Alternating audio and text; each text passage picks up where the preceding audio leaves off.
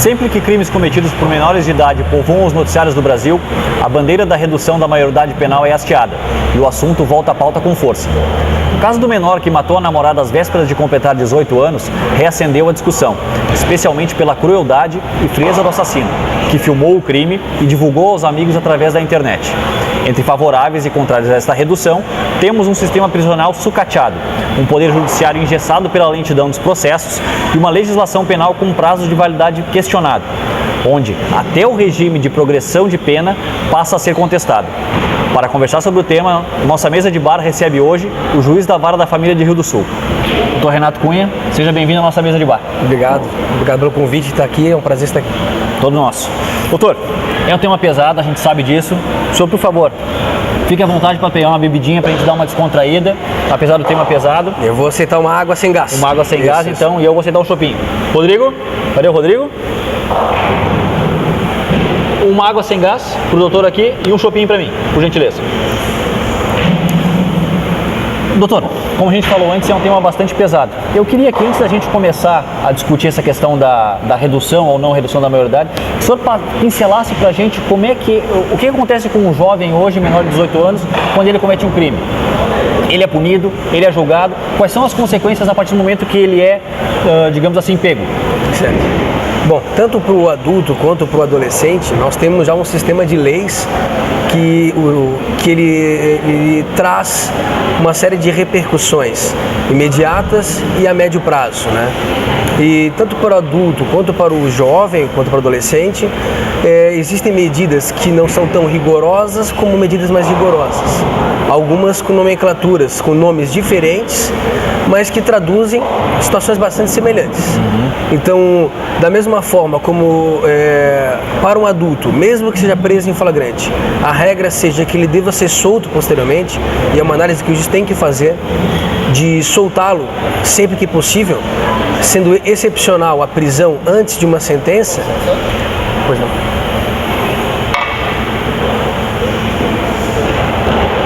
Pode continuar, doutor. Muito obrigado. Ainda que seja assim como para o adulto também é excepcional essa prisão que chama prisão provisória, prisão preventiva, prisão em flagrante, a manutenção da prisão em flagrante. Obrigado, Rodrigo. Também para o adolescente, essa situação de internação, daí seria essa nomenclatura, provisória, ela é uma medida excepcional.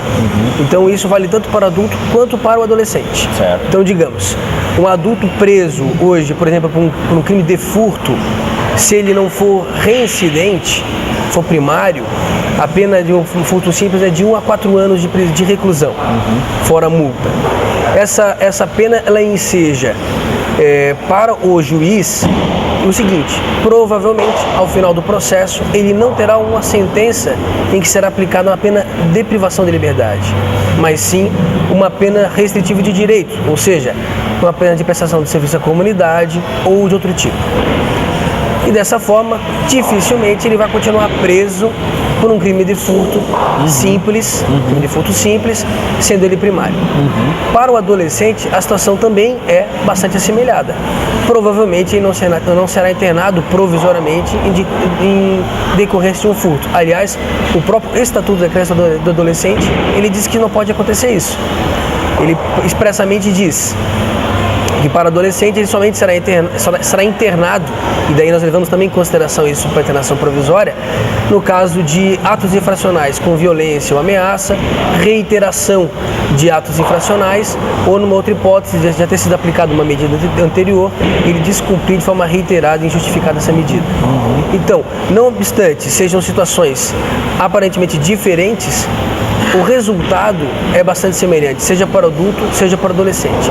No caso concreto, digamos, uma situação de um ato infracional cometido com extrema violência. O fato será levado, ele será, o nome não será preso em flagrante, mas apreendido em flagrante, ato infracional, é levado à autoridade policial, que vai lavrar esse auto de apreensão, será submetido ao promotor de justiça, que naquele momento ele poderá, se for um caso que ele acredita que haja necessidade de internação provisória, requerer a internação provisória para o juiz. E daí é interessante, porque essa internação provisória tem prazo determinado. São 45 dias de internação provisória, não pode ser renovado esse prazo, e por isso que o processo do adolescente, ele é julgado com extrema velocidade. Para exemplificar, a gente já julgou aqui em 22 dias, entre o ato infracional, que a gente chama de infracional e não crime, quando se trata de adolescente, e a sentença.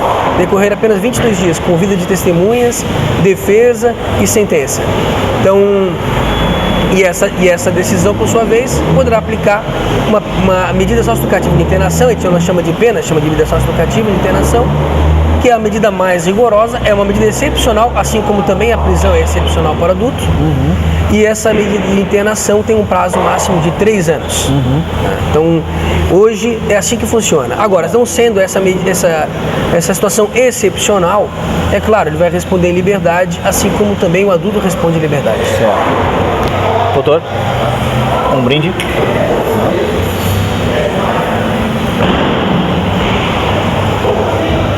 E na sua visão hoje como juiz, essas medidas, essa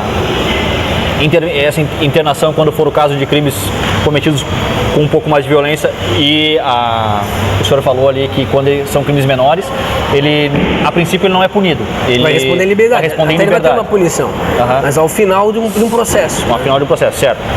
Hoje, na sua visão, ela é o suficiente para que a gente possa, digamos assim, reeducar esse jovem? Sim.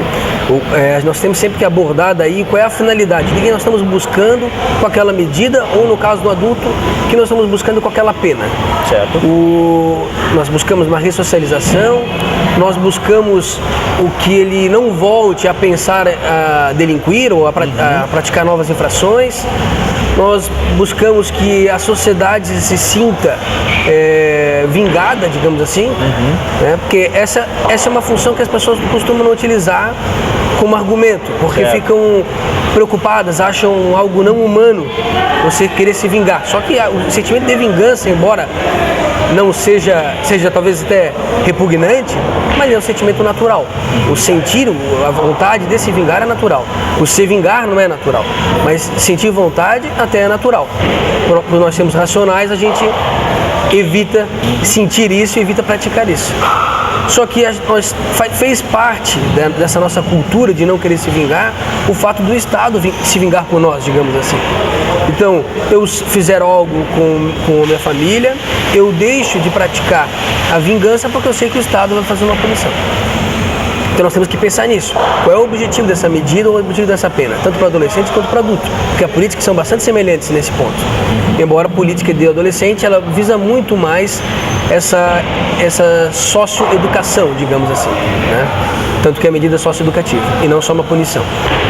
E nesse ponto, se nós formos a pensar numa ressocialização de um adulto ou numa reinserção dele em sociedade, e no caso do adolescente, prepará-lo para o retorno em sociedade, em família, tanto um sistema para o adulto como um sistema para o adolescente, e não tem sido suficiente.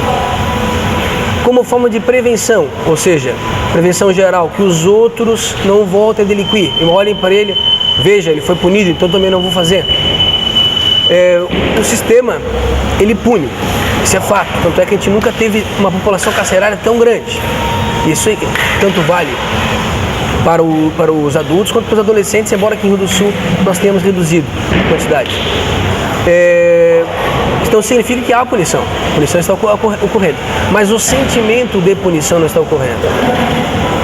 Então ele não está suprindo esse nosso sentimento. Daí por outras razões, talvez por um mito de que o adolescente não seja punido, ou que no Brasil nada funciona, que é um mito, em parte verdadeiro, mas que ele transborda para outras áreas que não necessariamente seja verdadeiro. Mas pega mais forte na questão da justiça, porque justamente pelo que o senhor falou, aquele sentimento de se sentir justiçado depois que um crime é cometido. Exatamente. E por que também? Porque todos têm expectativa. Se ele foi preso em flagrante, um adulto, ou apreendido em flagrante adolescente, ele vai receber uma punição de prisão ou de internação. E como a regra, a política criminal feita pelo legislador não é essa, é de uma excepcionalidade da prisão provisória ou da internação provisória, o cidadão fica frustrado a partir do momento que o juiz, por decorrência dessa política legislativa, libera esse adolescente ou libera esse adulto, né? Então, acredito nisso. Acredito que não está cumprindo essa função. de ressocialização, não está cumprindo suficientemente o nosso sentimento de vingança pública, para não dizer a nossa vingança privada, e em alguns casos ele não supre sequer a prevenção especial, que a gente chama o seguinte, de interromper com que aquele adolescente ou aquele adulto ele mesmo deixe de praticar o ato infracional ou o delito. Por exemplo, nós temos casos de pessoas que estão inclusive em locais de penitenciárias e presídios, como a gente vê na imprensa, e de lá comanda crimes, ou seja, ele mesmo pratica crime por meio de outras pessoas. E mesmo estando preso. Mesmo estando preso. Então a gente não consegue nem interromper que ele mesmo deixe de praticar o crime. Ou como acontecia até pouco no Casepe do Sul, que eles sequer ficavam 1 ou 2 dias internados, eles fugiam logo em seguida. Então, a prevenção especial também não era cumprida. Então, como na prática executada, são executadas as políticas, elas não são suficientes. Se fosse observada conforme é previsto na legislação, apesar da opção do legislador, elas seriam melhor executadas, porque ele teria, sim, acesso a meios e instrumentos para se reinserir em sociedade e então, pelo menos, esse objetivo seria facilmente atingido. Certo. A gente volta já com o nosso Na Mesa do Bar.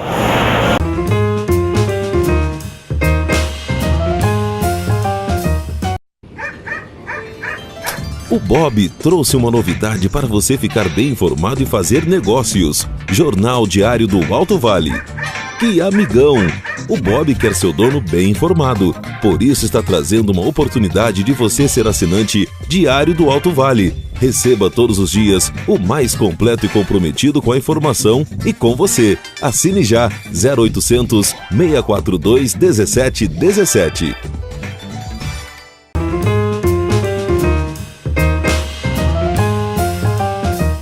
De volta com o nosso Na Mesa do Bar.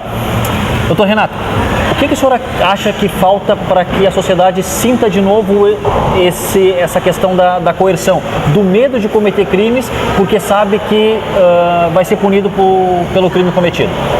É uma questão difícil, uma questão sociológica, né? E acredito que não seja somente do Brasil, acho que nós compartilhamos esse sentimento com outras partes do mundo. Mesmo países que sofrem que já sofreram com violência e que hoje possuem políticas mais austeras, eles, em momentos específicos, a sociedade acaba reclamando da falta de segurança. Mas nós, acho que sofremos mais com isso, sim. E isso decorre, em parte, por ser verdadeiro, nós não podemos negar isso, e outra parte pela falta de informação. E daí é importante que nós sejamos convidados como esse convite que me foi feito. Nós temos que levar essa informação para a sociedade em geral e para que ela possa ter a sua própria opinião. A gente precisa, para que nós tenhamos liberdade de opinião, nós precisamos ter conhecimento, né? E o conhecimento ele é dado assim, dessa forma, conhecendo mais de perto, vendo como é que funciona, né, com leitura, mas isso é extremamente difícil num país como o nosso, que a leitura não é algo simples. Nós temos quantos analfabetos e quantos analfabetos funcionais, aqueles que sabem mal e mal escrever o seu próprio nome, mas daí recebem o carimbo de alfabetizado, né? Então é realmente uma situação extremamente difícil. Mas a gente precisa ter um cuidado ao transmitir esses conhecimentos, né, para que as pessoas tenham a percepção da realidade e daí fazer o seu julgamento. Porque mesmo sabendo dessa realidade, talvez a opinião seja distinta. Por exemplo, eu expliquei como é que funciona a política criminal e a política socioeducativa. A pessoa pode achar que mesmo com essa política, que eu falei que é a verdadeira e que muitos desconhecem, mesmo assim não seja suficiente. E daí é uma questão de pressionar o seu legislador para que proceda essa alteração.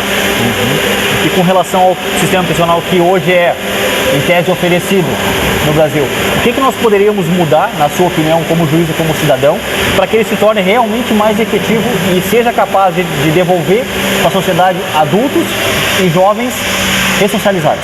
Eu tenho uma opinião, até sou um pouco duro com isso.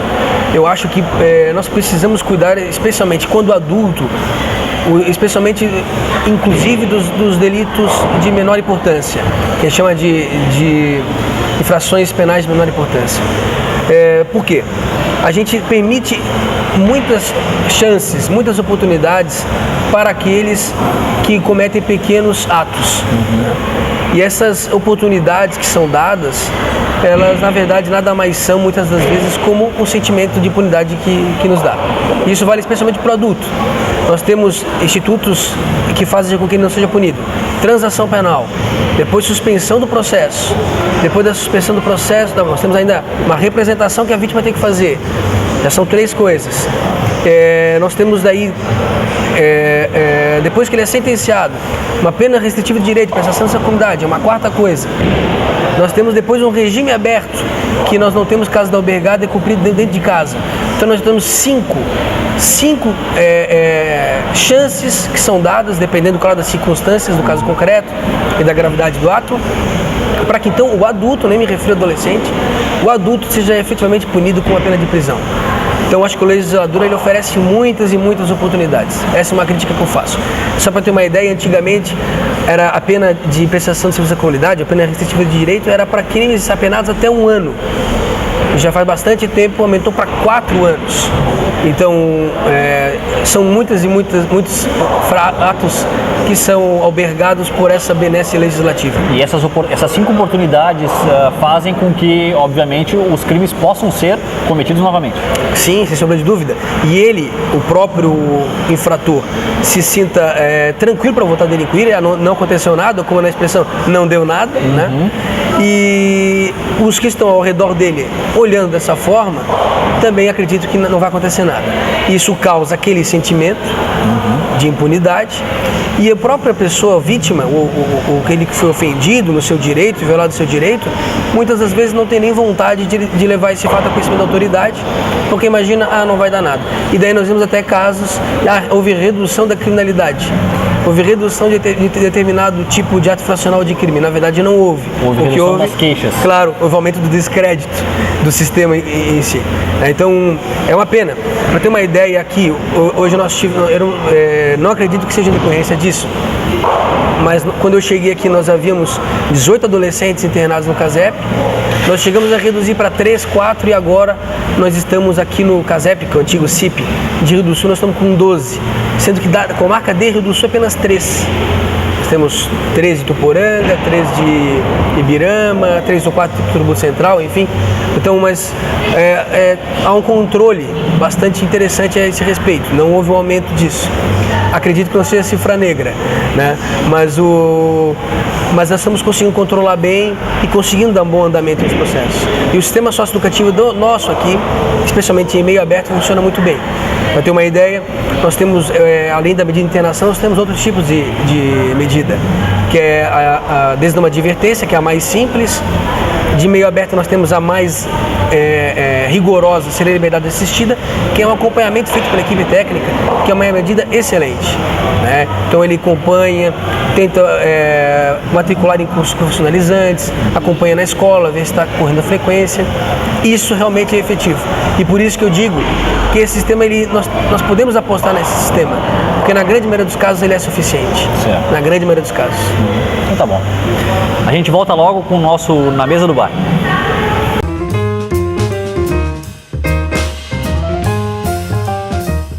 O Bob trouxe uma novidade para você fazer negócios. Classificados diário do Alto Vale. Quer vender, comprar ou alugar? O Bob anuncia. Que amigão!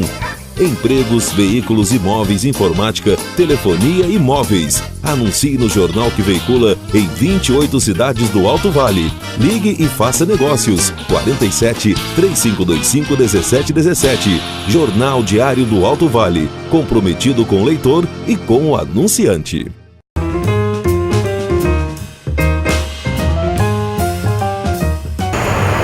Estamos de volta com o nosso programa Na Mesa do Bar, gravado diretamente das dependências da Bowling House, a melhor opção de lazer e entretenimento do Alto Vale do Itajaí. São 6 pistas de boliche, mesas de sinuca, air hockey, brinquedos para as crianças, um delicioso chopp da Eisenbach e petiscos deliciosos. De terça a domingo, sempre às 18 horas, sua diversão está aqui. Venha conferir. Para quebrar um pouquinho o gelo desse assunto pesado aqui agora Na Mesa do Bar, está na hora de ir nos bares do mundo. Então nós vamos conversar com o Dr. Renato aqui a respeito de duas notícias. Por acaso eu peguei de futebol, que eu sei que ele gosta bastante de futebol, né? Então pegamos duas manchetes para que ele possa comentar com a gente aqui. Dr. Renato, primeira manchete aqui, eu achei bastante curiosa. O antigo técnico da seleção argentina, César Menotti, criticou o Messi, disse que ele não melhora o time, né? Disse que ele é capaz de ganhar jogos, mas que ele não faz uma equipe jogar melhor. Na sua opinião, como admirador de futebol, e eu acredito como admirador de futebol de grandes jogadores como Messi, Cristiano Ronaldo, o que o senhor tem a dizer a respeito disso? Eu fico até compadecido com a situação do Messi, porque eu já passei por situação semelhante. As pessoas falavam também que eu não melhorava o time, mas eu resolvia. Mas enfim, mas tirando a brincadeira de lado. Podia cortar essa parte, né? Inclusive, se você quiser jogar no meu time, que é o Figueirense, eu consigo, acho que uma vaguinha pra ir no banco lá. Eu acho que não vai ter técnico nenhum reclamando. Não, acho que não. Mas mas é um brincalhão, né? Como todo argentino, Como né? todo argentino é um brincalhão. É um fanfarrão, né? Eu vou debochar dos argentinos, mas eu adoro a Argentina, porque eu sempre falo lá tem carne e tem vinho, não tem coisa melhor lá. Tem coisa melhor que isso. Então, eu adoro a Argentina e brinco com argentinos, né? E claro, uma brincadeira. E espero que ninguém se ofenda, né? E, assim como o povo gaúcho, né? Às vezes a gente faz uma brincadeira ou outra, espero que não se ofenda. Não sei do que o senhor está falando. Mas claro que deve ser uma brincadeira desse técnico, né? Só pode. Doutor, uma perguntinha curiosa. Está apoiando a Copa do Mundo, a realização da Copa do Mundo aqui no Brasil? É uma situação difícil, né? Porque o futebol, ele mexe com o nosso sentimento, né? Então a seleção brasileira a gente critica durante 4 anos, quando chega na hora da Copa do Mundo a gente quer vê-la brilhar, quer vê-la ganhar e mexe com paixão. E a paixão, ela torna a gente um pouco quase que irracional. Né? Eu não gosto nem de falar muito de paixão com futebol irracional, porque a gente pensa na violência nos estádios e a gente tem que batalhar para que o futebol não seja mais paixão. A gente estimula muito isso, a paixão do futebol. A gente tem que dizer que futebol é muito legal, mas não deve ser uma paixão, para exatamente evitar esses grandes transtornos e crimes. Mas pensando exatamente dessa forma, é difícil eu me imaginar durante a Copa do Mundo não torcendo para a seleção brasileira. Claro que como cidadão, para mim é extremamente difícil verificar a nossa situação na área de saúde, na área de educação. A gente viu há pouco, até foi no Fantástico, uma situação de escolas lá no Nordeste, não sei nem cadeira, né? Então,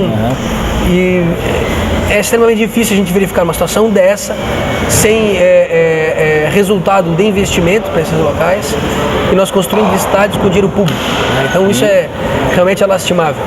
Embora não seja uma questão de falta de dinheiro, a meu ver, porque a gente vê cada vez mais eles dizem que investem bilhões em educação, bilhões em saúde, só que isso não resulta efetivo. Por quê? Porque infelizmente nós temos uma cultura no Brasil que nós temos sempre que ter vantagem em alguma coisa. E daí naquela cadeia seja de fornecedores, de pessoas que têm obras públicas, que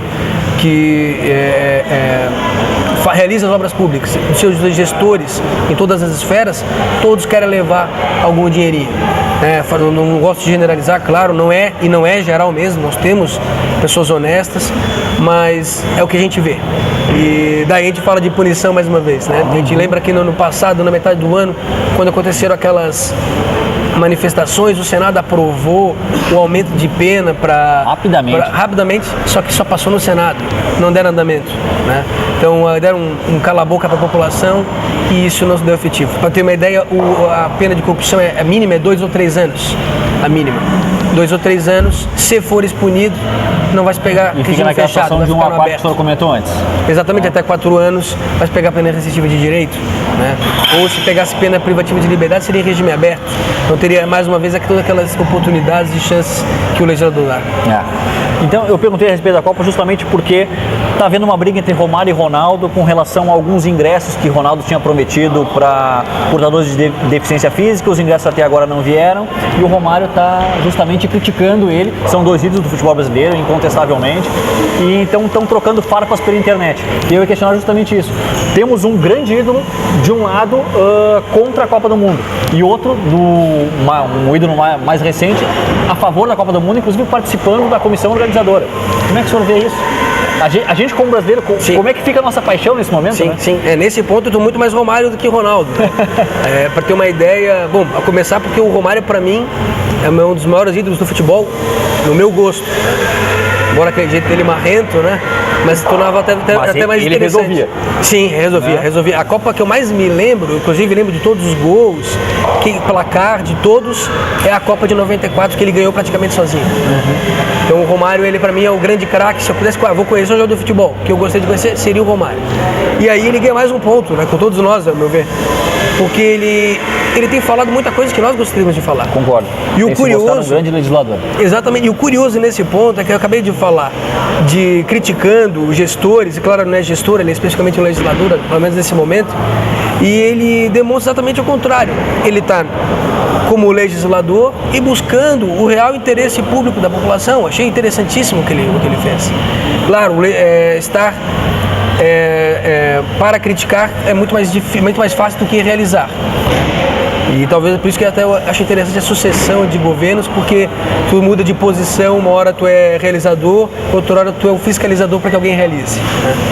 Mas achei interessante isso, aí eu estou plenamente de acordo com o Romário. De acordo com o Romário. A gente agradece a presença do Dr. Renato Cunha aqui no nosso Na Mesa do Bar e esperamos você no próximo programa. Até lá!